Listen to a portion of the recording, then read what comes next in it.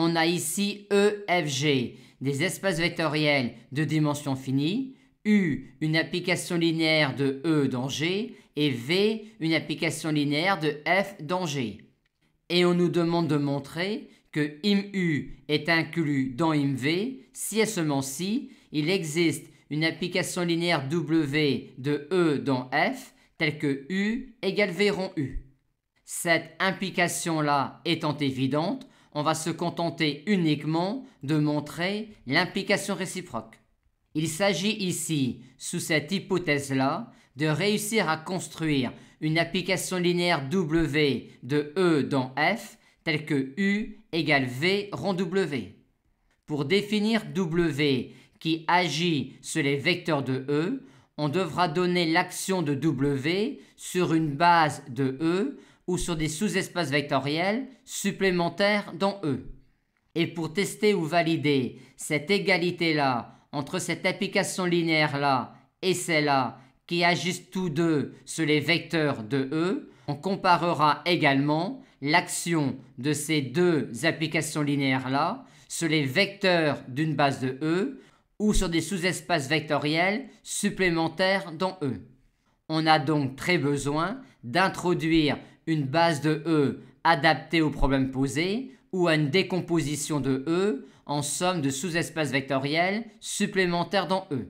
Et comme on va s'intéresser à l'action de U sur les vecteurs de E et que l'on nous parle également de IM de U, il n'y a pas à hésiter, on va construire une base de E adaptée au problème posé en décomposant E en la somme directe de ker de U et d'un supplémentaire K de ker de U dans E, et en considérant une base de E adaptée à cette décomposition.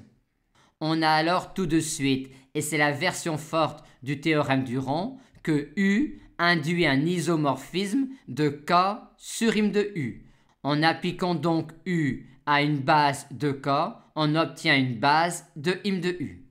Commençons maintenant à essayer de définir W par son action sur les vecteurs de cette base-là de E. U envoie tous ces vecteurs-là sur le vecteur nul. Par conséquent, pour être sûr que U et V rond W auront même action sur ces vecteurs-là, on va envoyer tous ces vecteurs-là par W sur le vecteur nul. Maintenant, comment définir l'action de W sur ces vecteurs-là? Il faut que l'on mette ici des vecteurs de telle sorte que quand on appliquera V à ces vecteurs-là, on obtienne ces vecteurs-là. Et il serait alors beaucoup plus agréable que ces vecteurs-là soient de la forme V de quelqu'un. Et c'est bien le cas vu que IM de U est inclus dans IM de V. Par conséquent, ces vecteurs-là peuvent aussi s'écrire sous cette forme-là. Aussi, pour que V rond W amène ces vecteurs-là sur ces vecteurs-là, on va amener ces vecteurs-là par W sur ces vecteurs-là. Et maintenant, c'est terminé. On a bien parfaitement défini W car on a donné l'action de W sur une base de E. Et on a également cette égalité-là entre ces deux applications linéaires-là, vu que ces deux applications linéaires-là ont par construction exactement la même action sur les vecteurs d'une base de E.